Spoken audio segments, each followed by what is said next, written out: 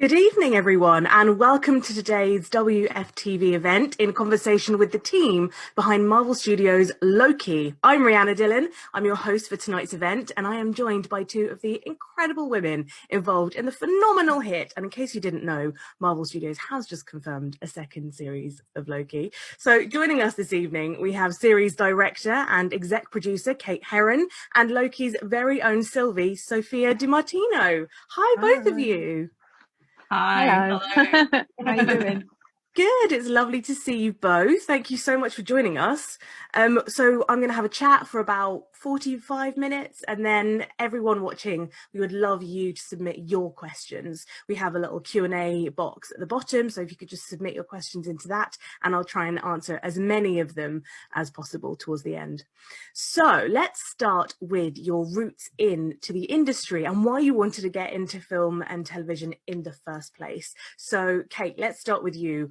Who were you kind of watching when you were young, and what were you watching, and how did that inspire you? Yeah, so and sorry, I have to remember to look into the camera, which is like always against my instinct. But yeah, so I honestly I was obsessed with the movie Jaws, like obsessed with it. Like I think because it terrified me so much as a kid. And then when I started learning about how films were made and the kind of nuts and bolts of that, then I got a whole new appreciation for that film because, like just about how to direct tension, how to direct, I mean, everything. That film has basically everything in it. And so I think for me, that's always the one that I go back to. And then I used to just watch, I suppose, like a lot of kids, like I just try and watch lots of horror that I think because I knew I wasn't supposed to watch it. And so I tried to like seek it out and it would terrify me. But then, yeah, and I think that kind of got me into a lot of that stuff. But I would say Jaws is the one definitely that I went back to again and again. Interesting. Sophia, what about you? I loved drama at school, and so just really enjoyed that. And then I kind of went on to university and carried on with that. So I studied media and performance, and then so I was always sort of doing performing arts at school, and then I did a commercial for the university when I was there. I think I only got cast because I had bright pink hair at the time, and they were like, "Oh, she's interesting. We'll cast her because of her pink hair." And then I just started working after that and doing, all the medical dramas and that kind of thing. Yeah, and then obviously still had to make money, so carried on working on bars and waiting tables and everything. But yeah, and sort of learn on the job in a way. I never told anyone what I wanted to do when I was a kid because it seemed like a crazy idea. That I'd never say I want to be an actress because it's just I didn't know any actresses. I didn't know that it was a real job. It was just sort of a secret dream, I guess, that I kept to myself and then just quietly chipped away at it until it started happening. I mean, when you're a jobbing actor and you're trying to just go from one job to the other and earn your living just from doing smaller things, how do you keep that enthusiasm and passion and keep that sort of goal in mind of the dream that you had when you were a little girl? It's the hardest thing about the job. In a way, that is the job. I know it's such a cliche, but the job is the things that you have to do when you're not actually acting, because that takes up the majority of your time. For me, I didn't really have this like big end goal, this sort of, I want to, like, I've never been interested in being famous or anything like that. I just really enjoy my job. So for me, every chance I got to practice and to act, whether it's in a low budget short film or in a play that has 5 people in the audience, or in some silly YouTube videos that me and my mate are making, it's just all really good fun. So I just sort of threw myself into every little job, whether I got paid or not, and just really enjoyed the process of it rather than trying to imagine this sort of end goal, which may or may not ever happen. Kate, what about you? What's your kind of, what do you see looking back on the kind of early years as one of the projects that you worked on that felt like a real breakthrough for you, where you realized you were actually finally doing what you wanted to be doing? Yeah, I mean, oh wow. I think for me, like, I guess it'd be like there was a few different projects. Like, so in terms of my shorts, I think so it's similar to Sophia. Like when I started, you know, like I studied film production at university. I changed the film very last minute because, to be honest, I just like Sophia, I hadn't really thought about it as a career. I just had really good teachers at school that were like, we think you'll like this, like, because, you know, I was writing fan fiction and I'd put on plays with my friends and I'd like try and make stuff. I always wanted to create things. And one of my friends' parents was a drama teacher and would just, you know, put us in plays and stuff. So when we were kids, sorry, because she was a secondary school teacher. So I was used to being around actors and I just loved it, but I don't know, I just hadn't really put it together really as a realistic career. So I went to university and it kind of taught me the nuts and bolts. When I graduated, I remember thinking like, oh great, I'll just go work in film now. And obviously like that never happened. And, you know, I had loads of different temp jobs. And I think for me, like, I guess like one breakthrough job for me was that, so I did a short film called Valentine.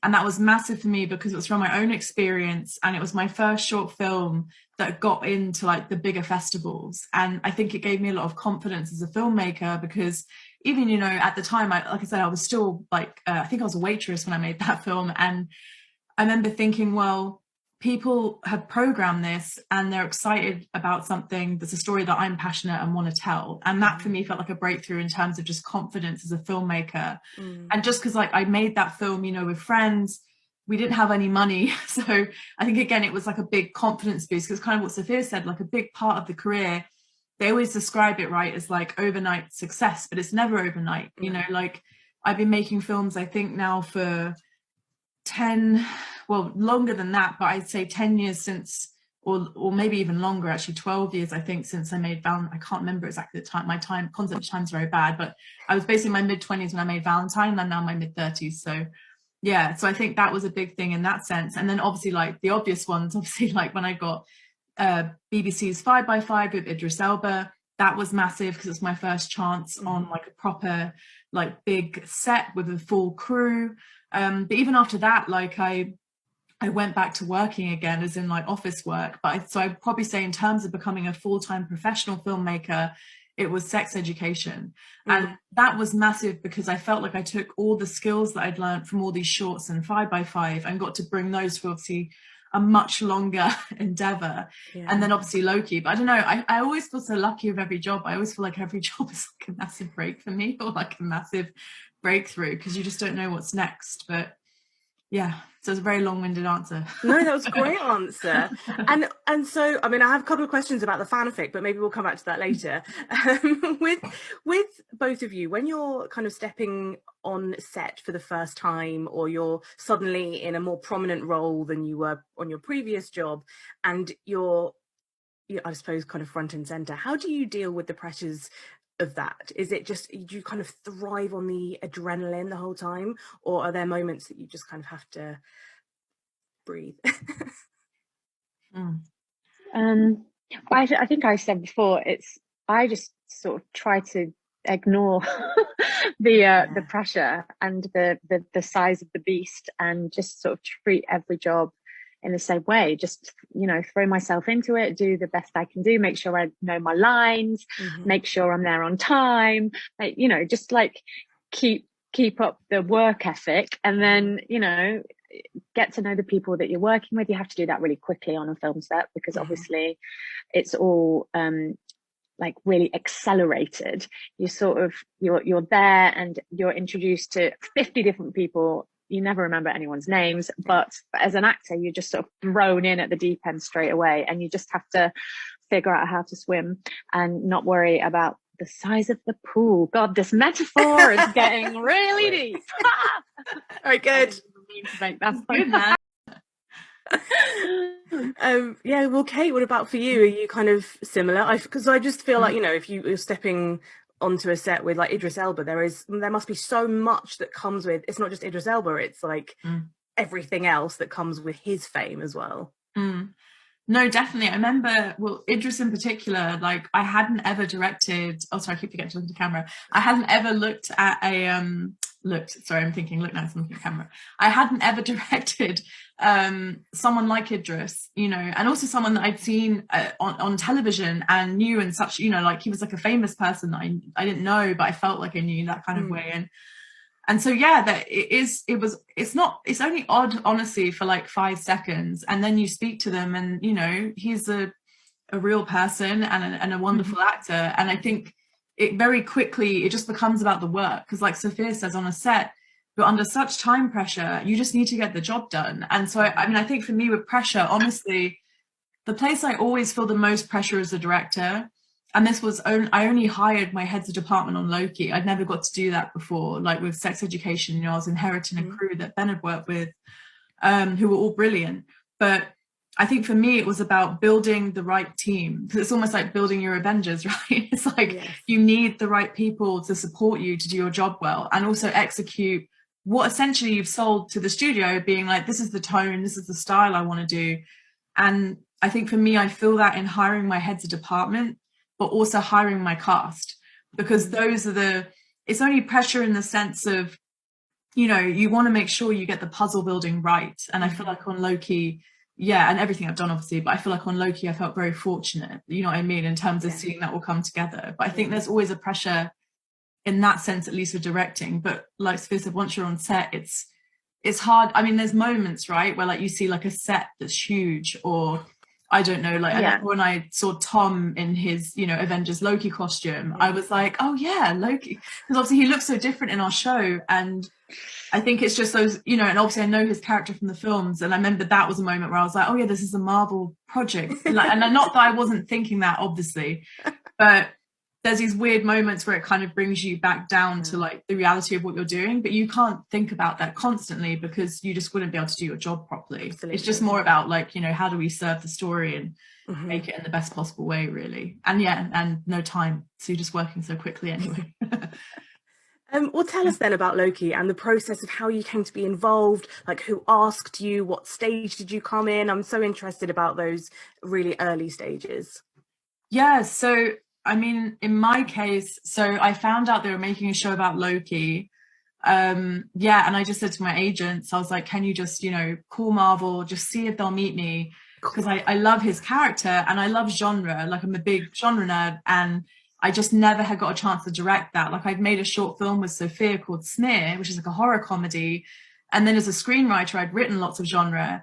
But as a director, I always had this problem when my scripts were genre, but they'd be like, well, but you haven't directed stuff like that. And I've always wanted to work for Marvel, and I love Loki. So I just was like, okay, well, just call them and see if they'll meet me. And then they did. And I remember I just did this massive pitch, sort of just really went for it, to be honest. And was like, what was in the pitch? What did you do? I mean, like everything. So I think because like I was very aware that I'd done only very basic effects work in my previous work and action. And so, you know, I put together like an action reel and was like, you know, for example, with Sylvie, I was like, this is how I think would be cool, how she might fight in contrast to Loki, for example, because he's very balletic. And me and Sophia spoke about this more.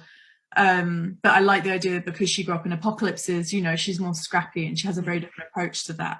And so that was an example I did with action. And then with special effects, it was more like, I knew, for example, like the Time Theatre, how it was in the script, it read a bit more like, you know, like we cut to a clip, and I felt like it should feel like we're in the room with those memories. So I wanted to feel like a play on stage. So Minority Report, for example, was my example for that, where he sees a projection of his wife and she's full 3D. And I think for that, so that's kind of the thing I did for the effects in the show, was like, look, I don't know the exact execution of this, but this is what I think the end result should be. And here is why, from a story perspective, I think this will be effective. So that's kind of how I approached the pitch in that sense. And in terms of the stage, like, I mean, they'd already done a writer's room. So there was bigger story stuff, I think, that was in place. And then when I came on, we did, I guess it would be like a second mini room with like me and Michael and some of the writers. But that was mainly cracking, to be honest, some of the bigger world building stuff with the TVA. And I would say like the later episodes 5 and 6, because, you know, with Marvel, there's like, you know, it's an ever evolving beast. So yes, that's kind of where I came in.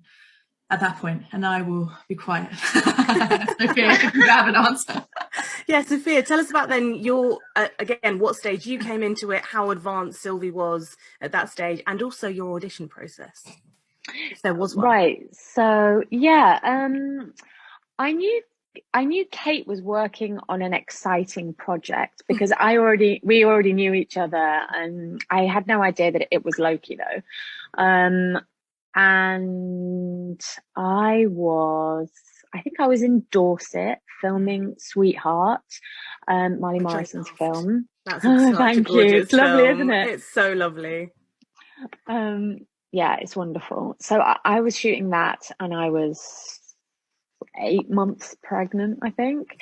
And this tape audition came through, and it was all like, you know, NDAs and top secret, and my agent had no idea what it was for. No one knew what it was. It was just like, I have no idea what it is. My agent basically said, I have no idea what it is. I haven't read a script. They were going to contact you directly. They'll send you some sides. No one's allowed to talk about anything. Just do your best. And I was like, right, okay, mysterious. Sometimes these things come through, you know, and you do a tape and you never hear back. Yeah. So for this, I was like, right, I'll do a tape. It was a short scene, 2 people on a train having a conversation, Bob and Sarah, I think it was. Bob and Sarah, that's excellent. And then, yeah, so I just did a few takes, and to be honest, I didn't spend too long on it because, you know, as I was already on a job and I didn't have that much time, and often with these big things that are so secretive, I just never hear back because, you know, I'm not famous and no one knows who I am. So, but I did my best and I sent it off. And then, yeah, and then I heard back quite soon after that they wanted to fly me out to New York to meet Tom Hiddleston, but I was too pregnant to fly, so I couldn't. So instead we had FaceTime, and Tom and I just chatted on the phone about loads of things, and he sort of explained the show to me, and then, you know, it all came together, and I realized that that's what Kate was on, and that was the show. And then yeah, they I think you probably like what they, you know, watched my previous work and things, because I wasn't able to meet anyone in person. I think it was a you know, a bit tricky. Yeah, and then I was offered the job. And then I think the baby was born like a week later. And then 3 months after that, I flew out to Atlanta and started prep and, you know, choreo and training and all of the, you know, pre-production stuff, and then started shooting. And Sylvie was kind of, she was there. It was, you know, a lot of it was there in the script. Kate had already worked really closely with Michael and the writers and the producers and things. And I think they had like a strong idea of who Sylvie was. And it was quite clear from the script to me who she was. And yeah, I just sort of rolled with it. And then I did a lot of research on Loki and watched all of Tom's films, and sort of, because I wanted to get a really clear picture of who Loki was, because before this job I wasn't a super fan or anything. I'd seen the movies, but I didn't really know that much, so I wanted to do my homework, and then I tried to sort of throw it all away and forget it all, so I wasn't too influenced by what Tom does, because, you know, they're different characters, of course. Yeah, and then we worked on it and we continued to. Fantastic. When, because Kate was just talking about the fighting style and being really scrappy and those sorts of elements. Which elements of Sylvie, if we kind of go back and look, very much have your stamp? You know, what do you think that you brought that wasn't in the actual words of the dialogue? I don't know. I think I made her quite sarcastic. Yeah, she is very. Maybe some of that, and the playfulness and the sort of cheekiness, and maybe the dryness. Like sometimes maybe the delivery of some of the lines is quite dry, and maybe in my slightly Midlands accent, that sort of sounds different to how it would be if, you know, an American actress had said the words, or I don't know, someone else had. Maybe that.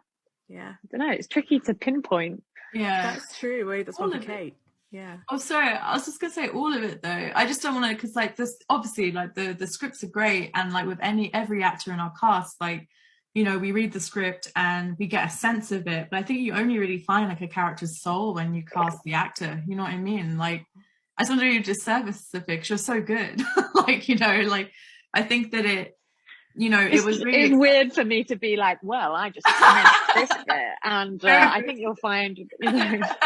No, but I think that's why, because like, you know, with Sylvie, like we looked at a lot of people, and you know, Sophia was someone that I think has great heart, is so funny, has fire, but also can play great pain. Like she's very Loki, and like, and I think it was a challenge, right? Because Tom, his performance is incredible, but also beloved, and he's been playing that role for over a decade. So like, that's already quite a big weight coming with it. It's a hard act to follow.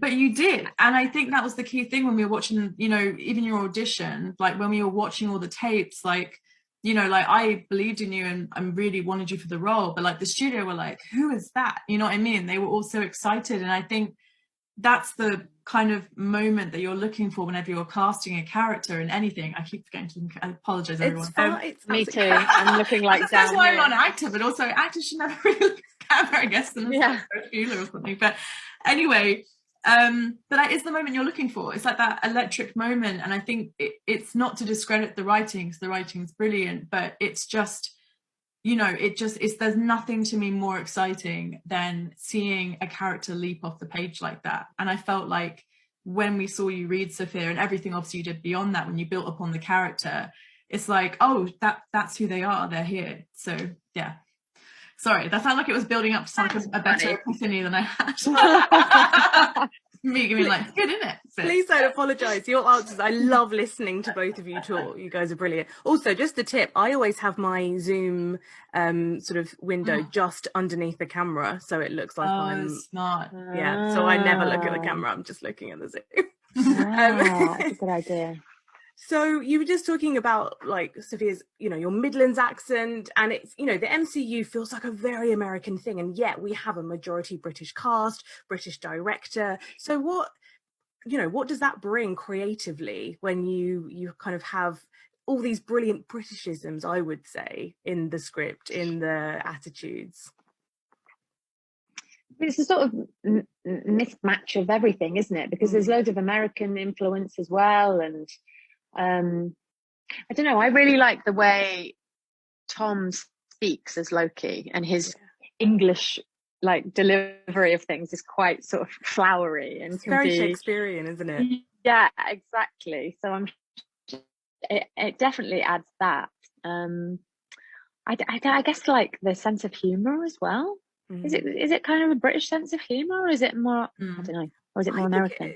Kate, what do you reckon? I think it's got an interesting mixture, because I was thinking this, I remember at one point Owen on set was like, well, I'm the American guy here. but again, Owen, his humor, it does, for me, it does feel a little bit British actually. It's kind of wry and yeah, but you know, but that said though, he is from Texas, and Michael, our writer, obviously is from Georgia, so there's this kind of southern sensibility as well that runs through it. It was an interesting, and Miss Minutes obviously. Miss Minutes. Yeah, it's a very interesting mix though, because I think the British casting, I mean, so Gugu was in my pitch because I just felt she'd be amazing as Renslayer, but it kind of ended up being, because Wumi auditioned, but again, it was like with Sophia, like Wumi's audition tape came in and it was like, that's B15, like that's that character. And, you know, obviously she's reading in an American accent. She's not reading in a, you know, her natural British accent. So I think it wasn't necessarily intentional, but it just weirdly ended up going that way with our cast. But yeah, but I think definitely you can feel it in the humor, but I think it also does have some of that kind of, you know, like with every Marvel film, right? Like we're expecting there to be some comedy and some lightness in places, which I think I almost feel like it's slightly British, but also slightly just in that Marvel wheelhouse. Yes, that's true. Kate, I want to talk, you know, you were saying there's this writer's room that's going on, and so you're getting scripts delivered to you, but you're also helping to create that and create those worlds. So where do you even begin? You know, what have you got around you? Are you using pictures from other films? Is it all kind of original sketches? Talk us through that process. Oh, if it was original sketch, maybe hilarious, but like my drawing skills are so bad, it's quite funny. But yes, but no, but some directors definitely do that. No, so yeah, because I can't draw, so I do use a lot of reference stills from movies for sure, and I always start in my pitch. So when I pitched, for example, I mean, hundreds of photos. It's a huge pitch, and I had like a mixture, because it was Blade Runner and Mad Men. I had a mixture of a lot of brutalist architecture. I was kind of going for that Orwellian, like Big Brother is watching vibe, but then with the Mad Men vibe, that kind of Midwest, very classy, we're the heroes. I also had, like, I love Brazil, and I was looking at a lot of like retro futuristic technology, because also in the golden age of comic books, that was obviously going across it. And I loved the idea that the organization that was in control at the top of the tree, they wouldn't necessarily have like the latest, shiniest computer, because I've worked in offices where the computers should be not there. Like, they're so old, but it's like kind of that, well, if it ain't broke, we're not going to replace it. And so I liked that idea of the TVA, because yeah, it's functioning. It's kind of like when Loki goes through processing. So me and Kazra, my production designer, we spoke about even those cubes, and we're like, yeah, they probably need updating and maintenance, but again, they're doing the job, so why not just like continue with how it is? And I think for me, I guess the clearest thing that you have as a director is your team. So my production designer, Kazra, you know, again, like when I was trying to find a production designer, he had images in his pitch that were in my pitch, and I was like, well, me and him are already on the same page, and he has a brilliant sense of humor, and we just kind of, like, we clicked completely, because it has that kind of Hitchhiker's Guide kind of humor running through it, and I felt like he completely got that with the TVA. And so me and him, and we share like taste in terms of what we like in terms of architecture, so I already felt like that was an amazing partnership. So you're working, you know, with Kazra, but then also like my director of photography, Autumn, again, I wanted to shoot it like, because in the script, something that really stuck out to me was that Sylvie's always attacking from the shadows, and and I loved that,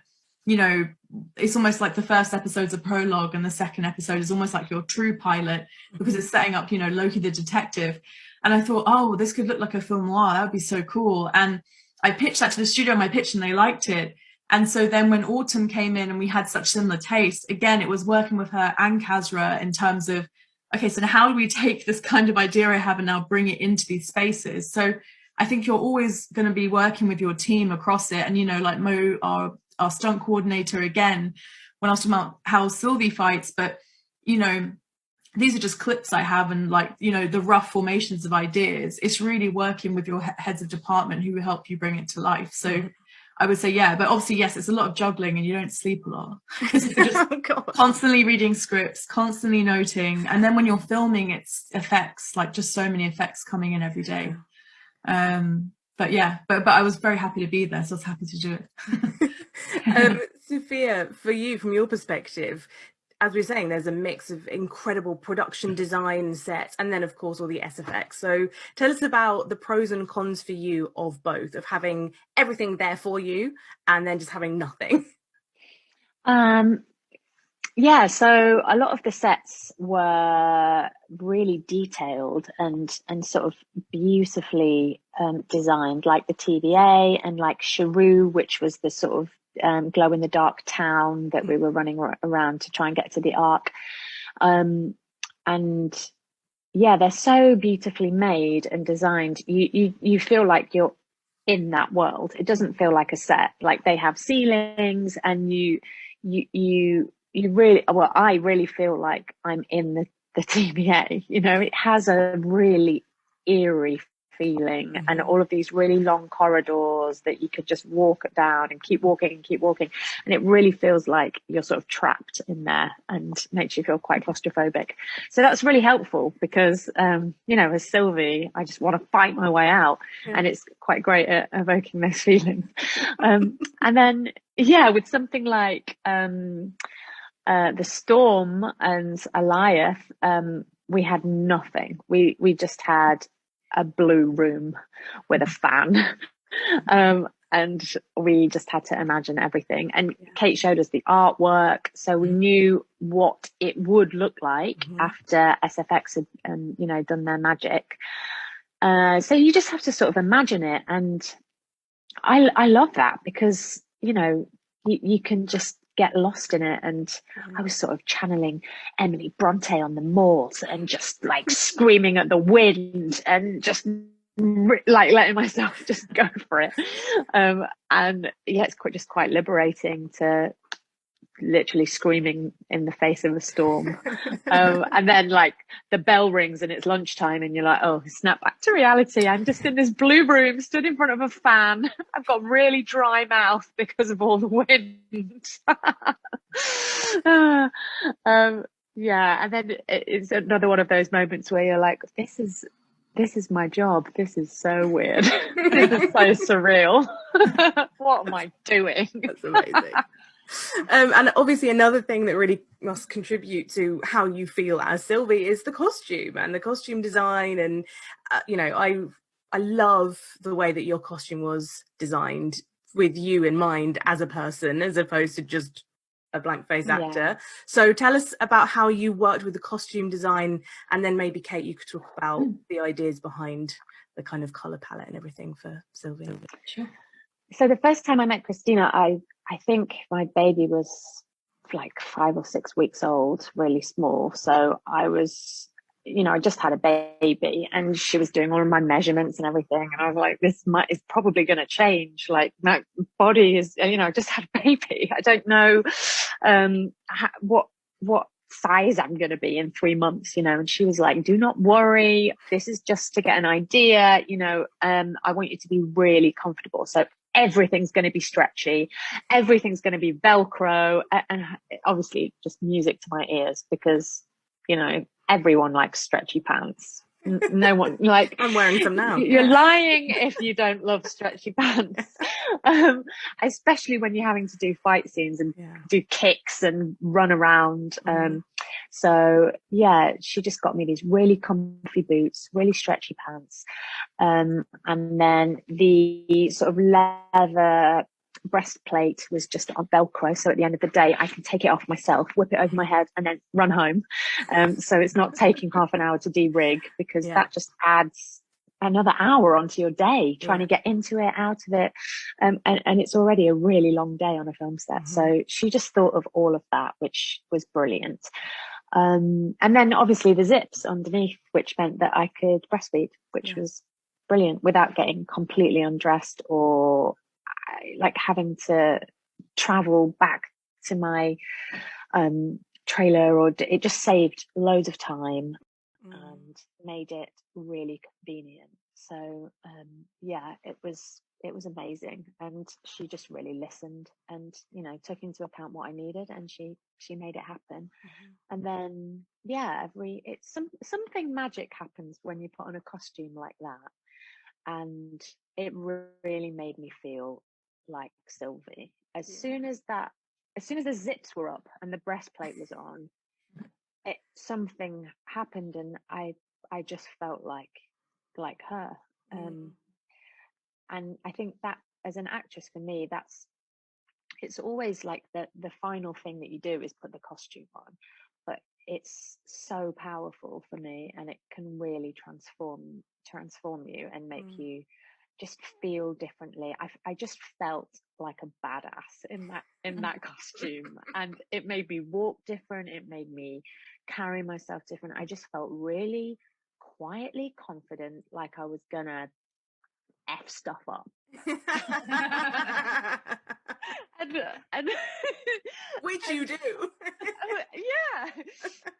I don't usually walk around thinking like that. So yeah, it was very helpful.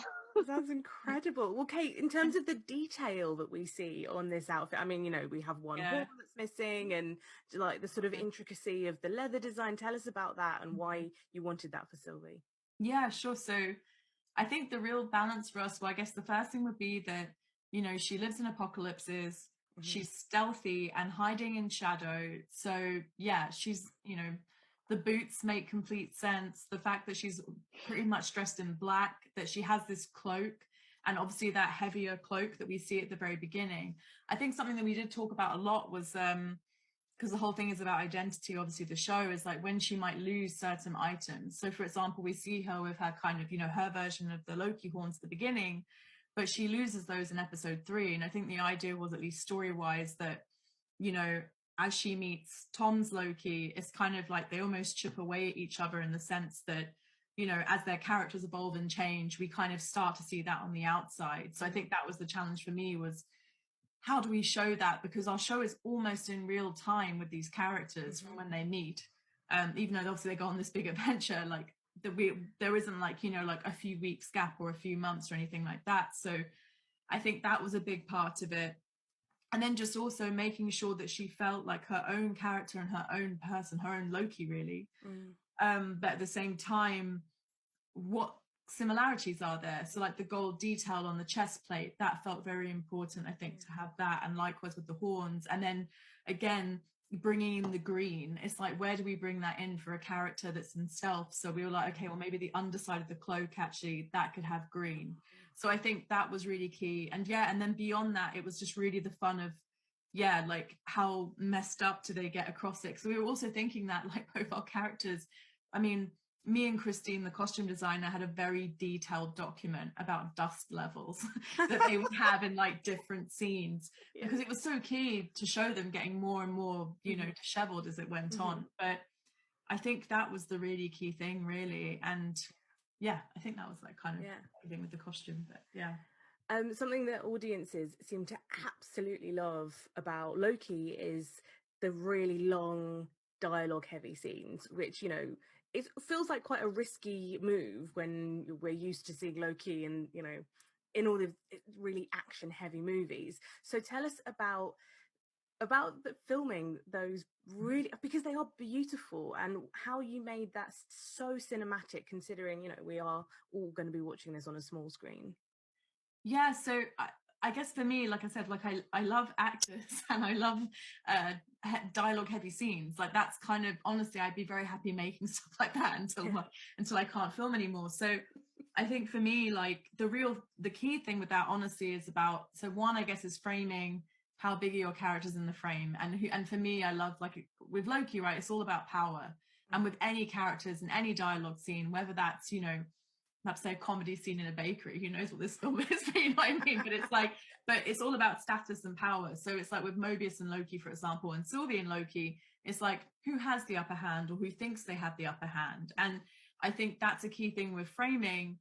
And then in terms of, it's like, when do you move the camera? I think that's the real challenge in dialogue scenes, because you can move the camera in really subtle ways that allows the scene to breathe and feel energized, so it doesn't feel too static and dead. And I think a big part of that, honestly, not to get too detailed, but it's like following the rhythms of the actual dialogue and how the characters speak. And I think that for me so much can inspire how we want to move the camera. So for example, in episode 6, when we had Tom and Sophia and Jonathan, we rehearsed that with all 3 of them, but it was really interesting, like feeling out the rhythms. And it can also be when, you know, I think, well, Sophia, you can correct me if I'm wrong, but they say, right, acting is like also when you're not talking. And I think it was really interesting watching Sophia and Tom in that scene, because they're listening for most of that episode.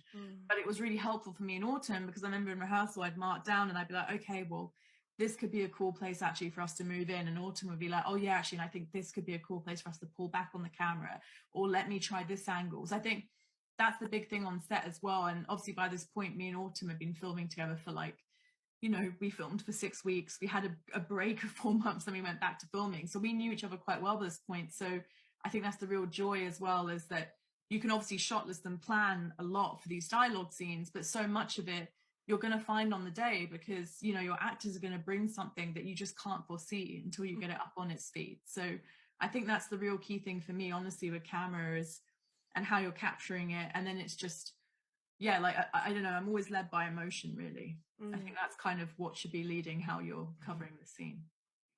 I'm going to come to audience questions in about 5 minutes, so do get your questions into that Q&A box.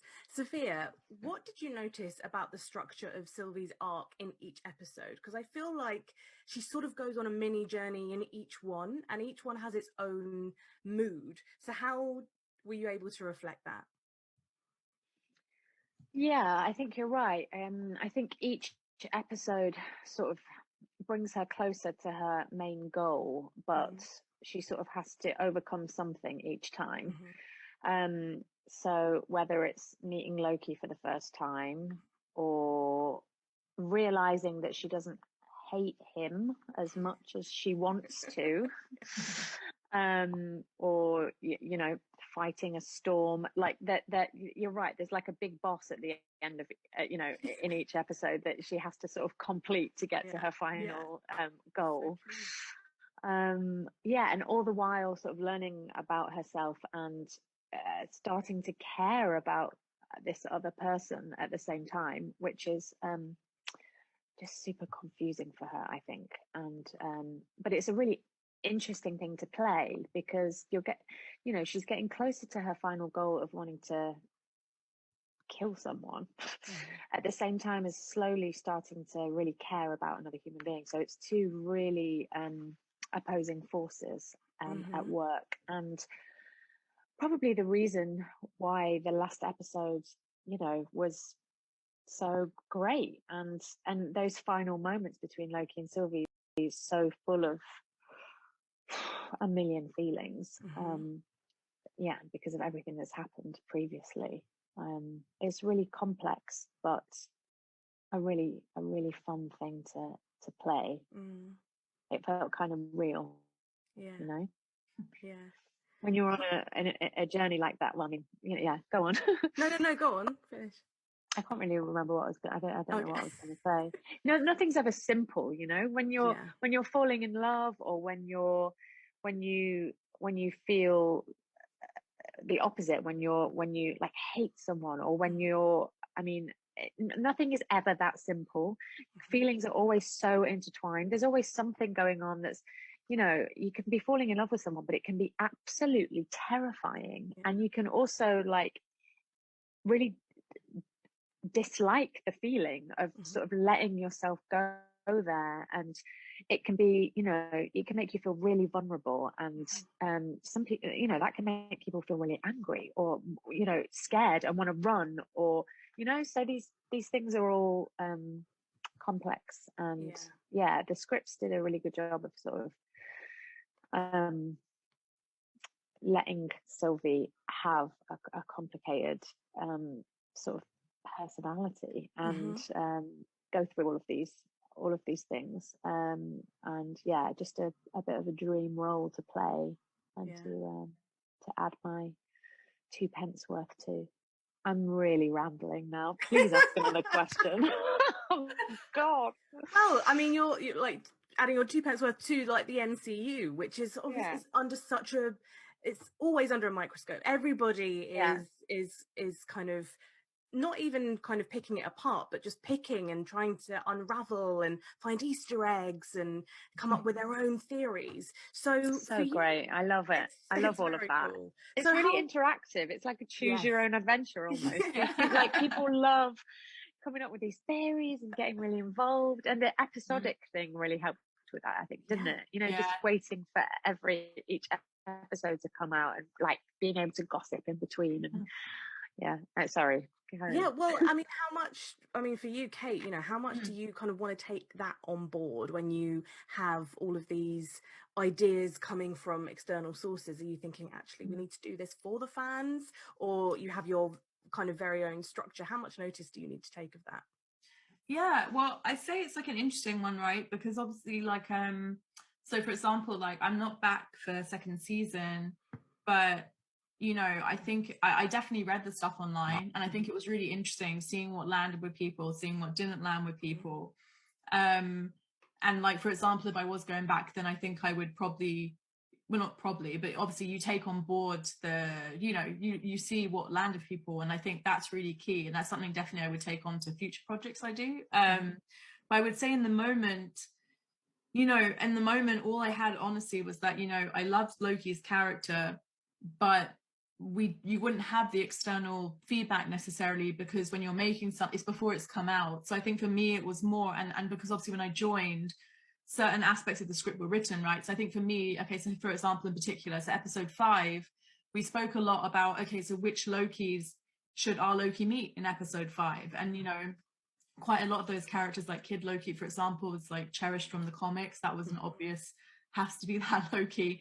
The writers obviously came up with the amazing alligator Loki. Yeah. And I think for me, okay, so for example, we had classic Loki and his costume. I was like, well, you know, Marvel have a very in-house style with costume, which is amazing. But I love the idea that classic, for example, is in the original Loki costume, because it felt like a really fun opportunity to not only put him in a costume that a Loki show, you know, like almost like the original Batman with Adam West, you know what I mean? Like, You're talking about Richard E. Grant as classic Loki. Yeah, but I feel like it would be so cool, you know, like that's what he would have worn back then. And I think so from a filming nerdery perspective, that was exciting, but also from the comics. So I think that was something I was always trying to consider. And then, yeah, of course, like references like when we see the Lokis in episode was actually episode 4 when he wakes up, I wanted to do like an Avengers reference there, because I thought that, you know, just couldn't help myself doing that. So I think that's part of it, is like, when can I put in little Easter eggs visually? And then obviously with like hiding things in the background, like objects. I think episode 5 again is a very rich place to do that.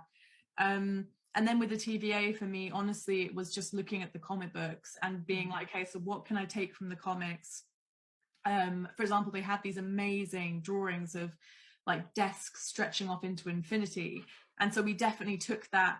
For me anyway, I was really inspired by that, but also just as a general visual rule for the TVA, that whenever we saw a viewpoint or anywhere, it should stretch into infinity. So we, you know, we took that idea to the cafeteria, for example, with the tables going off, and also with obviously that viewpoint when Loki first looks out. So I think that was something that I was always carrying. And then obviously the great weight of, you know, Tom's character of Loki and where he'd been before. And I think that was more for me, to be honest, when I went in and pitched, being like, okay, so where are they taking this version of Loki then? Like, what's his new arc? Because there has to be a good reason, I think, to go back in. And, you know, I saw what they were doing in the scripts and I was like, okay, this is quite interesting. This is quite cool. So, yeah. Oh, sorry, take a breath now. Amazing. We have a question from Alessandra, who is from Italy, saying, hi Sophia, I admire you a lot, you're an amazing person. Her question is, what is your favorite thing about Sylvie? And she loves you and she sends you a kiss from Italy. Oh, hello. Kisses back. That's so sweet. What's my favorite thing about Sylvie? How brave she is, her courage, and how she will not stop until she gets what she wants. Yes, good. We've got a question. Someone hasn't left their name, but the music composition throughout the series is brilliant, and it would be great to know how this was influenced by the characters and storylines.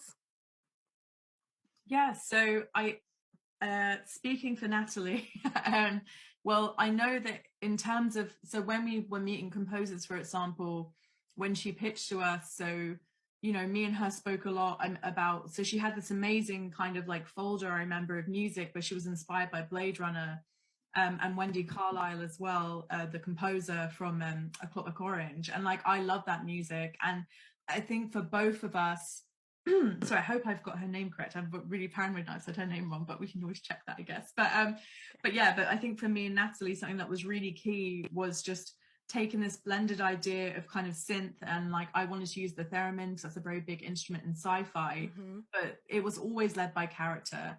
And I think in terms of it being in regards to Loki, you know, it should feel operatic, it should feel grand and big. And I know that she definitely took a lot initially from Tom's character when she did that theme, and then it was, you know, with like, we had like a love theme for Loki and Sylvie, and so it was the fun blend of like bringing kind of like with the fighting style, same idea, like what's the clash of these two personalities coming together, like what does that sound like musically? And I wouldn't want to say much more to speak on Natalie's behalf, but I know that she definitely does draw from character, because and also when she came on board, we'd already filmed a lot of episode 1 and episode 2. So I was, you know, giving her scenes, but then it was great because when I went back to filming, I was playing her music on set. So it was almost like she was inspired by watching those scenes, but then me and my team, and I'm sure the cast, we were, because I know Tom was playing the music before we filmed, like we were all inspired by it. So yeah, sorry, I hope that answered your question. There's a question from Laura asking, can Sophia talk about her writing / directing / acting career in terms of getting your own scripts done? Sorry, moved. Did you use your acting connections to pitch your own projects? any other projects you're working on? A Um, lot of questions. yeah, so yeah. I mean, I love writing and directing, and I will carry on doing that. Trying to find the time is a little bit trickier at the moment. But yeah, I have got a couple of projects that I'm working on and that are really exciting. And yeah, I use like the connections that I've made over the past few years. I don't know how many years I've been acting, quite a few now. Of course, yeah, because you know, you meet people and yeah, you talk to them about what you're creating and what you'd like to make. And some people like the sound of it and some people don't. And yeah, you just sort of yeah, try and make things happen. When it comes to my short films, I've made a couple of shorts and I just sort of made those. I didn't wait for anyone to say, here's some money or here's a platform to, you know, because I'd be waiting forever. You can't sort of wait for someone to give you the go ahead to make stuff. So, and you know, Kate is exactly the same. You know, you just have to make stuff happen. So you just have to write things and make things, even if no one's giving you permission. So yeah, that's still my mentality. And if things get made or if people like them, then brilliant. Absolutely. Another anonymous, but coming into the MCU with an already established and committed audience, and as it continues to grow, what's something that you're going to take away with you and implement in future projects, Kate? Thank you. So I thought it was a Sophia question, and I was like, da, da, da. Like, yeah. Thank you for the question. Yeah, I mean, honestly, I think something. So it was amazing working with Kevin Feige. Like, he's a genius at story and structure. And I suppose something that I would take away.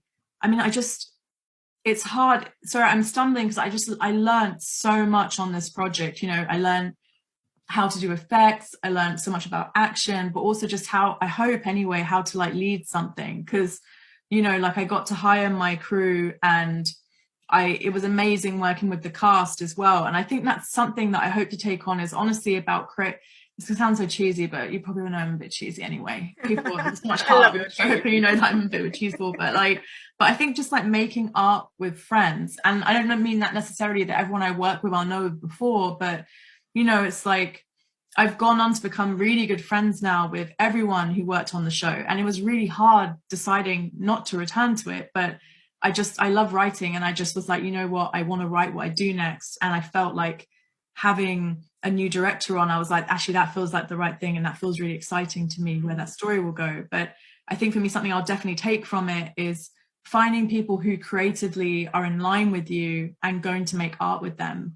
And also, to be honest, like finding people that are so much more talented in a way, because not to do myself a disservice, but more just in the sense that I learned so much from Autumn. I learned so much from Kazura, from Sophia. Like I felt like I was surrounded with people that really were at the top of their game. So I think that's something I'll always try and do, because, you know, you work with people like that and they'll challenge you. And I think that's really key as well. Having people that you want to make good work with, it doesn't necessarily mean that you're always agreeing with each other. I think it's good to have a healthy environment where you can be like, oh, actually, that's cool, but what about this? Or what about this? Or, you know, from an action standpoint, like, you know, I know this is what's on the page, but actually I had this idea, or I want to do this, because I, you know, I have an improv background as well in terms of comedy. And I love it when actors are like, you know, we'll film what's on the page, but then because, you know, like, and Tom as well, like he knows Loki back to front. He'll be like, oh, actually, let me try this line, or let me try this read. And I think for me, that's always really exciting, like what you can find in the moment. Yeah. So yeah, hopefully that's helpful. Yeah. Answer, but also, actually, I think Laura, I think, asked if you had any intentions of becoming an actor yourself. You were talking about improv, you were doing stuff. Oh, You honestly, love actors. I do. I'm not a very good actor, I don't think. I don't know. I've done a bit of improv with you, right, Sophia? But like, no, You're great at improv. no intention at the present. Maybe I'll do it when I don't know, it could be cool. Maybe I could do it when I'm like really old. I could do like kind of weird comedy roles or something. That could be kind of fun, because directing's really exhausting. So I feel like I'll reach a point in my age. I don't know how Ridley Scott still does, honestly. I think maybe I'll do that then. I'll become like, I'll start acting like in my retirement. Maybe I think maybe that's what I'll start. That's my plan. We'll all watch. I'll put out the seeds now, and then hopefully, you know, they've got a while to get back to me, hopefully. but I do love it, and yeah, I just love working with actors. But no, I acted in a few short films before I went to study film production, and I was so bad. And I remember being like, where can we see these films, Kate Herron? No one will ever know.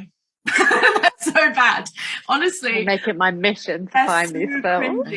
But to be fair, I hadn't, you know, I'd done like local drama club stuff, but I hadn't like trained or anything. But yeah, but in my defense, but like, it's honestly truly wretched acting skills. They're awful.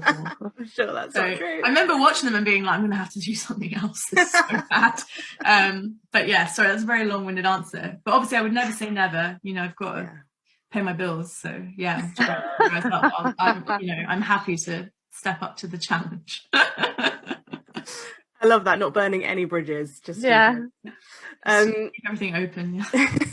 Got a question from Pallavi, who is asking, Sophia, do you have any advice for managing a career that involves working on set while also balancing a young family? Any tips also on mindset and confidence while managing this? Oh my goodness. I mean, I'm still trying to figure it out. It's the hardest thing, you know, and unfortunately the world isn't really set up for women to work easily and have a family. So it's just constant challenges. I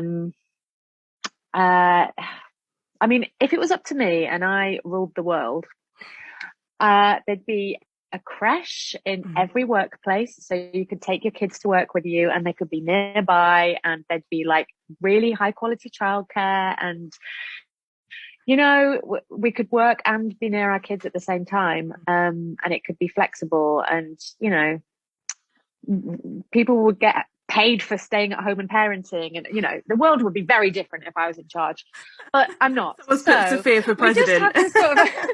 We just have to sort of ask for what we need. So you know, if you're in the creative industry, or if you're an actor and you have children, you just have to ask for what you need and ask for what makes life easier. Don't be afraid to ask for help, basically. And that's probably the biggest thing that I have learned being a parent, is how to ask for help, because you can't do it on your own.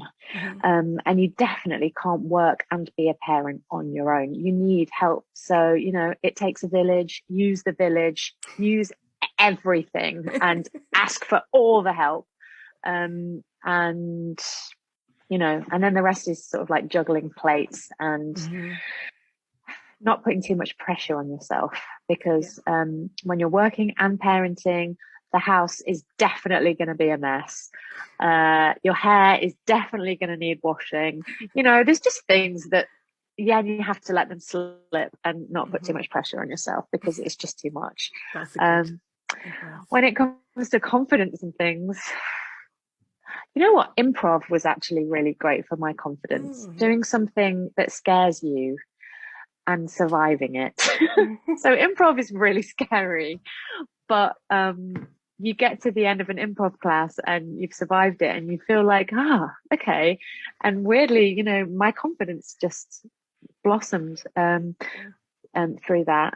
So yeah, I guess doing things that scare you, or like feeling the fear and doing it anyway, you know, that really cheesy line, makes you feel more confident, because you survive and then you get stronger, and you know, you try again, and sometimes you fail, but then knowing that you can fail and then try again is really empowering, because you know, everyone messes up, and that's how you learn, and that's how you get better at doing something. Absolutely. Yeah, so true. We've got so many more questions, but I think we're going to have to wrap it up there. Thank you so much for all your brilliant questions. And thank you so much, Kate and Sophia. That I think was one of my favorite Q&As that I've ever moderated. So really appreciate you joining us. And thank you to everyone who joined us online. And we look forward to seeing you again very, very soon at another WFTV event. Bye. Thank you. Thanks so much. Thank you so much, everyone. Cheers. Bye.